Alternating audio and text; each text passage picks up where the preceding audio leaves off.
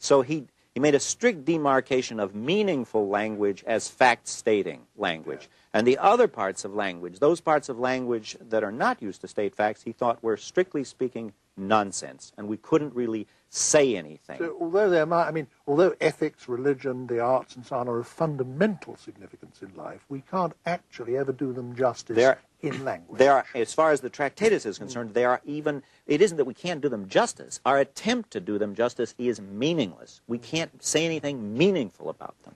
Now, you've made the point very clearly that the central to the early Wittgenstein is this picture theory of meaning.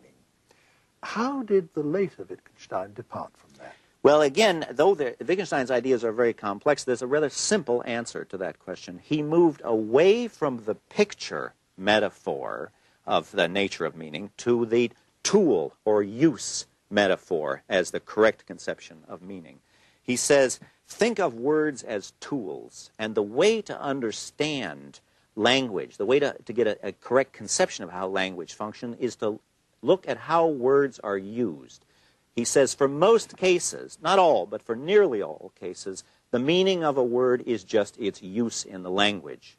Now this, just as the Tractatus gave him a certain metaphysical conception of the world derived from language, so by changing from the picture metaphor to the tool metaphor, he turns that metaphysics upside down. Now, instead of saying that the structure of reality determines the structure of the language, now what he says is that the structure of the language determines what we think of as reality. We can't think of the world, we can't discuss the world, we can't have a conception of the world independent of the conceptual apparatus that we use for that purpose. Now, you've raised a lot of very fundamental concepts here, and I think we ought to take them one at a time for the sake of clarity.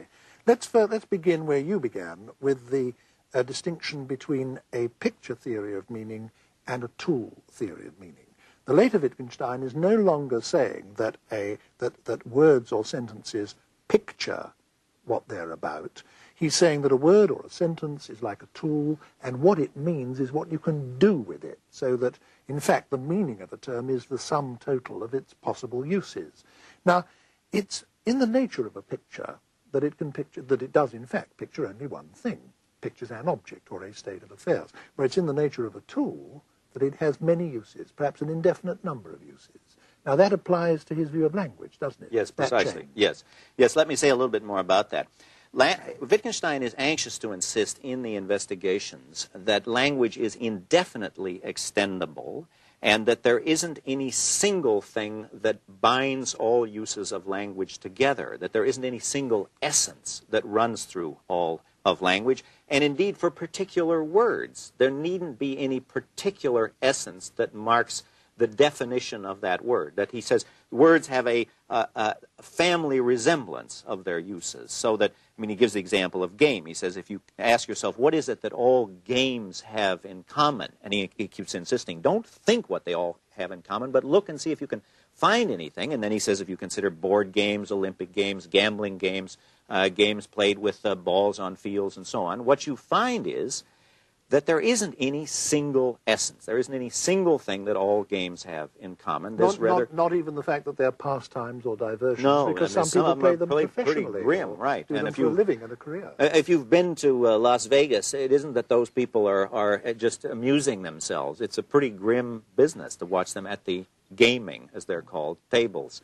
But the idea he has is that the strength of the words derives not from some underlying essence, but from the fact that there's a series of crisscrossing relationships, similarities, and he compares that to the way that the various members of a family resemble each other. And he calls this a family resemblance relation. Now, it might seem like Wittgenstein was just saying sort of obvious points here, but remember, he is militating against a very powerful philosophical tradition.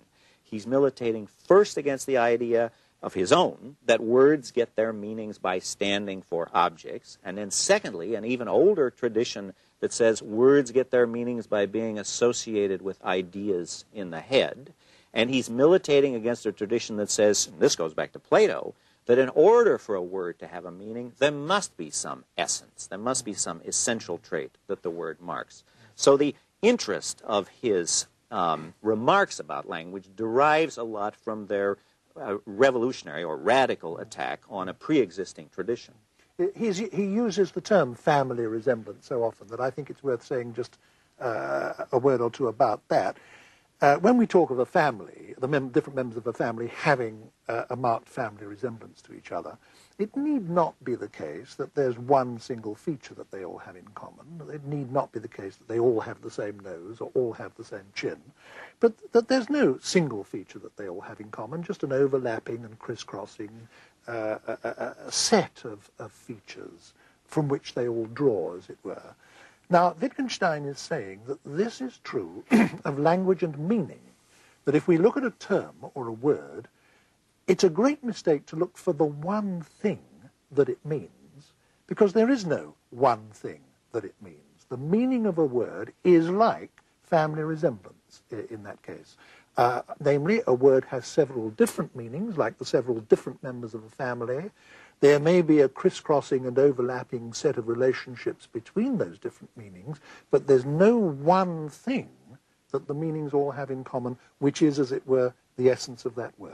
That's right. Yeah. That's what he's saying. Now, he doesn't say that this is true for every word in the language. No doubt there are words that have strict definitions, but he thought that this was crucial for philosophers to see, because a lot of the words that trouble us, especially in philosophy, I mean, in ethics and aesthetics, words like good and beautiful, which he was very suspicious of these words, but he thought that part of our failure was we were looking for some essence of beauty or essence of goodness, whereas he insists just look at the various resembling, crisscrossing similarities in the use of these words.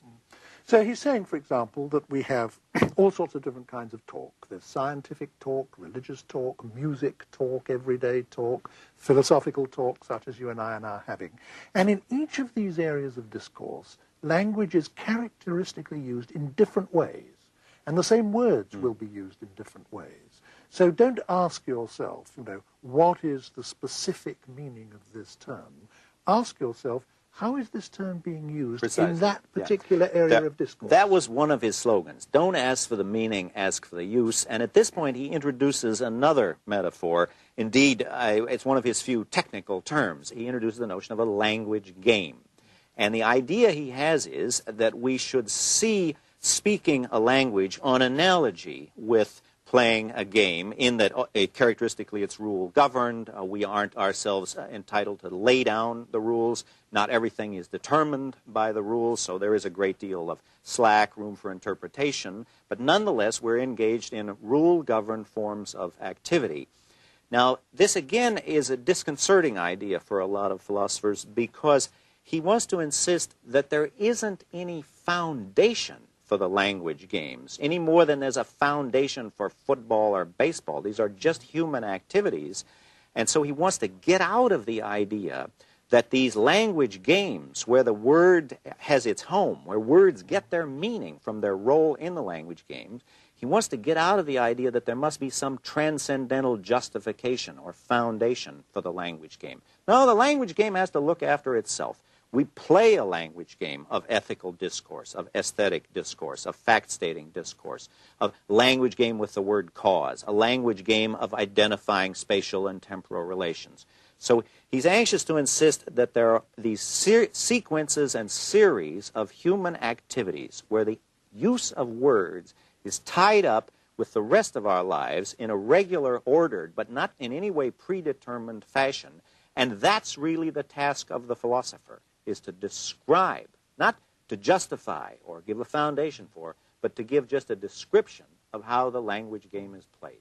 I must say I think it's something of a disaster that he fastened on this term language game, because it sounds as if what he's talking about is something frivolous.